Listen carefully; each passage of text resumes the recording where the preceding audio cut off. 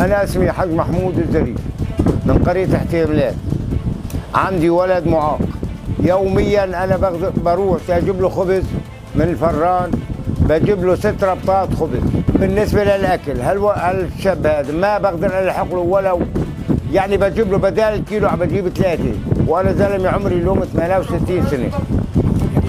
يعني ماني قادر أكثر من هيك، ماني قادر. عرفت؟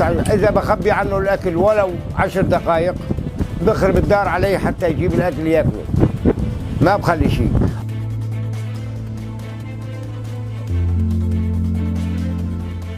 بداية الولد أخذته على مشفى الجامعة في حلب، وخليته 13 يوم مشفى الجامعة. مدير المشفى الجامعة قال مرضه في عنده قدد، عنده العمر بدبل، يعني سنته ب2، الأربعة ب8، 8 ب16 لغاية ال20. طيب وصل 20 بوقف العمر، بصير ببدأ على السوا، يعني سنة بسنة. وزنه يتجاوز هلا 170 كيلو.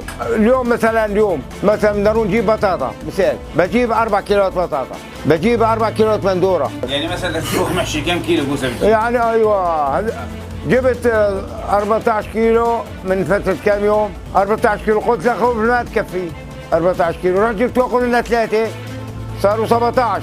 جيت أداء المغرب ما لقيت ولا وحده، ولا محشي والله العظيم ولا محشي. وعملت الله ان شاء الله صادق. بعمل مثلا براد شاي لو بكفي 10 زلم بكون هو شربه كله. ما اجيب جبسين تحت ال 15 كيلو، قل لي خذها بجيبها لهون. لسه ما بنلحق نحط لنا فرمتين 3 خبز يكون راحت كلها.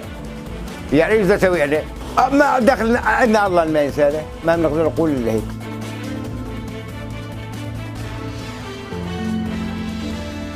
أنا أم إسماعيل، شغلتنا غويصة كثير. لا بتلحق لنا طبخ ولا بتلحق لنا أكل.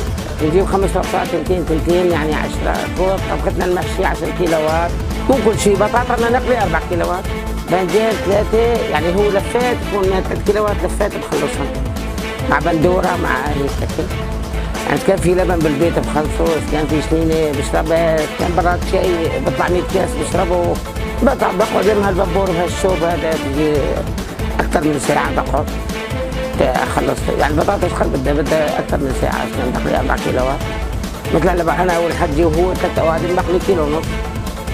أنا بقلي 4 كيلو ونص للعيلة و3 إله. إيه هو 3 يعني عائلتنا قد 10 أوادم، أكثر من 10 أوادم.